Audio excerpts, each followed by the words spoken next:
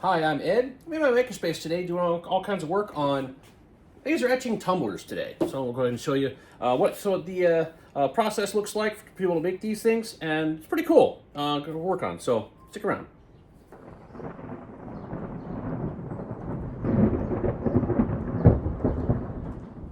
Okay, so these things are sourced from Amazon. I could probably find other sources for to get them, like wholesale or something like that. But just Amazon just seems to be the most convenient when I do get these things. This one in particular, this actually came from Hobby Lobby with this nice shine. But I have a bunch of other ones that are the non-shine ones. These are Amazon. These are about $3.50 a piece. I'm gonna have affiliate links below. And when they come in with they're inside of a box, inside of a bag. They also come with straws and the lid and everything like that. So just a large, big box that just comes in. There's also other options for iridescent as well. So for example, there's, when you rotate it like this, just a different color. And so what I'm usually targeting is the powder coat tumblers, so that way when the laser hits it, it just burns off the paint on the outside. But you have to be very, very careful because this one is really, really cool. This is Wands and Wizards, okay? But if you end up doing something really, really cool like color guard, especially if you're first time doing this, you always want to try and do a test of some kind so you understand what the settings are that you're going to be using on your device. I happen to be doing this on a 20 watt M1 Ultra. And so when I end up doing this and trying to use the same settings I used for example, this one, as well as my handy reference one. This one's kind of cool. Has a bunch of different handy conversions and measurements and all kinds of stuff. Size charts, and it's really, really neat for like a garage. But the problem is, if I use the same exact settings, I burned too hard. And so this is supposed to be an iridescent color, but you can see what happens is you have a powder coat on the outside, and then you have the iridescent coating, and then it's the straight metal. So if you use the laser too powerful, then it'll just burn right through it. But what do you do when you have lemons? You make lemonade. So with this one, I ended up turning it into a tester, and so I just kind of made a gradient chart right here on the side. And so I can be able to determine, hey, when I'm using an iridescent, I'm just going to use 30% power on the other settings. So it's pretty easy to kind of work with once you have it dialed in. And then from there, I just kind of wrote it on the box. So if I grab one from this box, I know exactly what settings to use. But starting off, you have to have your graphics first. So I'm going to do an example today. This one is my Fort McHenry Star Spangled Banner design. So as far as going through the whole process, to tell you the truth, I use a little bit of ChatGPT to help me generate some of the graphics, kind of like this one we're going to work on today. This is Fort McHenry, and covering the Star Spangled Banner for July 4th. And so going through this, I have a bit of a conversation with ChatGPT explaining some of the lore, some of the history. We want to make sure we get some factual points and kind of generate some major topics that we want to try to include within that. And then once we have some of those pieces of information ready to go, I go ahead and give it another prompt and tell it, okay, I want to go ahead and generate a two-tone black and white, very important, image in a landscape mode, 200 millimeters wide by 100 millimeters tall, and that's the only reason why is I do that is because I want to make sure I have the aspect ratio correct to be able to come around this. So on these particular slim ones, it's about 235 millimeters circumference to go all the way around. I usually dial it in right at 230, so that way I don't get a bleed over, and depending on how the image is, you'll end up having like the small little gap right here, which you can close up just a little bit just by adjusting it. But if you do, like say, here's my jellies here. This one, it's really hard to tell exactly where the edge is. It's actually right there, and that's where I set it, right at 235. But sometimes on your images, you have a little bit of a border on the outside. So when you set this on the application, remember it's not the black that's in the image, it's the actual image. So there's actually a little bit of bleed over on this. So if I was to correct for that on the image, it would actually cause a little bit of a bleed over. This right here, it looks nice, it looks clean, and you can see that there's just a real slight overlap, not by much, right? So I mean, it makes it kind of look seamless if you know where to look when I do it like this. But moving on, again, giving it the prompt, having it come through and spit out, sometimes it's going to make mistakes, and you have to be really, really careful when you go ahead and do this, because I kept telling it, make sure that there is 13 stars, because I wanted to make sure it representative of the number of colonies at the time for the for the flag that was being flown, which was 13 stars. So it did make a whole lot of sense to have the wrong number of stars, and it for some reason it would spit out 12, it would spit out 14, it would never spit out the correct number. So sometimes you have to go through there and you have to do some minor tuning and adjustment. Also keep in mind it's a little bit awkward to kind of work with some of these images, only because it's in a black and white format, and when you turn around and you go to laser etch it, the laser is going to burn all the way down to the metal, which means black is going to be the silver. Moving forwards, this is our base image I'm going to go ahead and take, and we're going to go ahead and drop this into the software and get started. Okay, so here is my xTool Studio. So first thing I'm going to do is I want to make sure that my mode is set for my rotary, so that way it's going to be set for the tumbler to go straight on here. Inside the unit here, I have a tumbler ready to go, and so this is the RA2.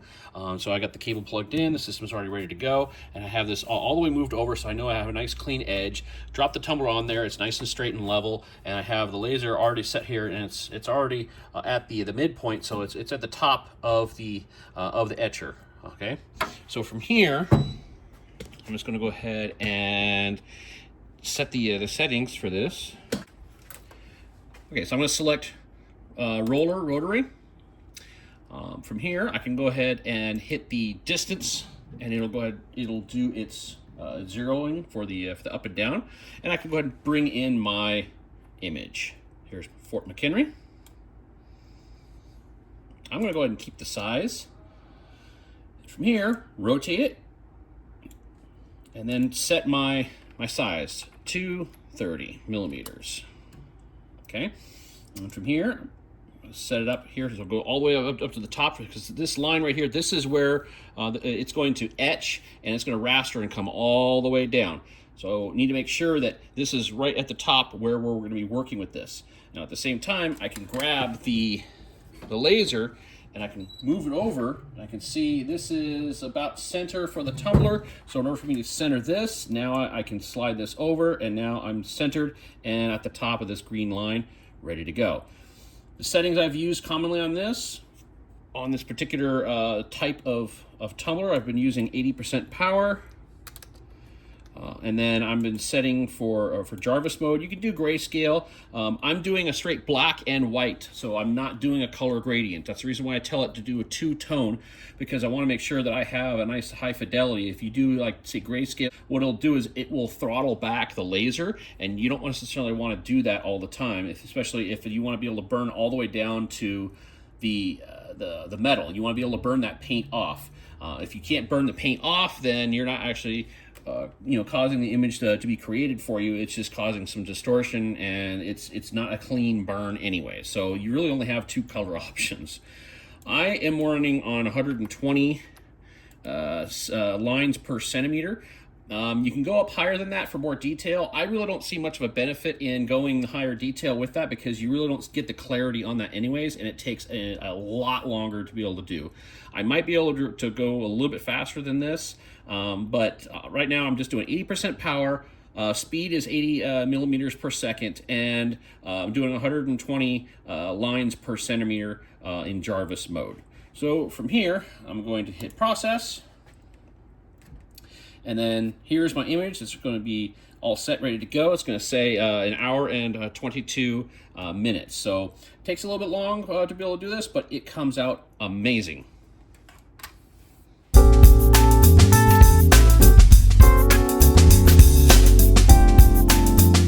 Okay, our tumbler just finished. Let's go ahead and pull it out. You can see that the design came out pretty nicely, but it's got this kind of like an ash on here, so we're gonna go clean it up real quick.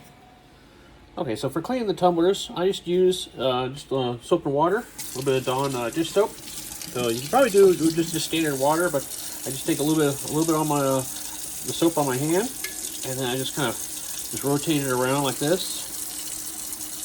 And you can see that it kind of cleans up pretty nicely.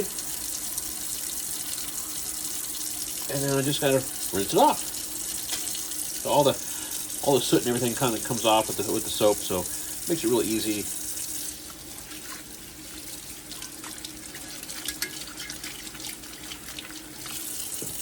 And then there we go.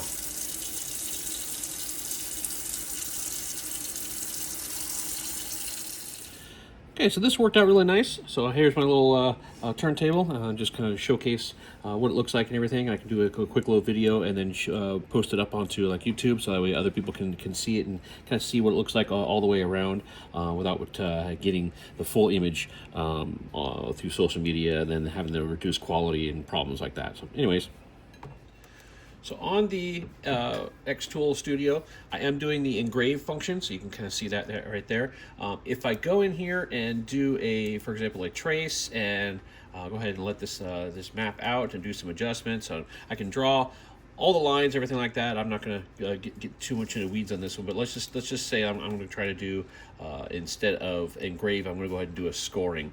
One of the problems with that is when you have a tumbler on the rollers, sometimes you can end up getting effects like this. So you see how this is supposed to be a Star Trek tumbler, but it obviously kind of danced all over the place. And what happens is as it's spinning around, sometimes you get the rollers are not perfectly lined up, and so it tends to kind of want to drift on you.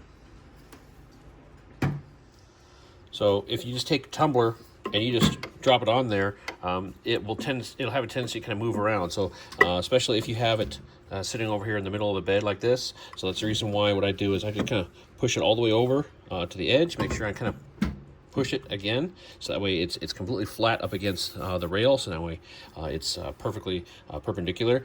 And then when I drop the tumbler on here, I put it on and I slide it all the way over, so that way the rim of it rubs up against the edge here. But that gives me the assurance that it's not going to move around and cause problems like this as it goes rotating back and forth, back and forth.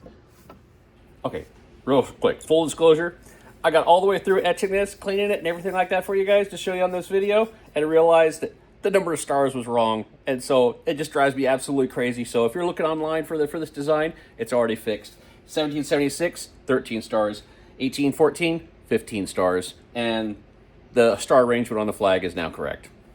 Whoops. Well, hopefully this was helpful going through the whole process of laser etching tumblers, especially on the M1 Ultra. If you have any questions or concerns, go ahead and hit the comments down below. I do have everything I've talked about here in the videos. There's affiliate links down below. So go ahead and support the channel. And you can also find these designs up on Atom, as well as I probably have some stuff listed on my store. Again, links down in the description below, and happy making.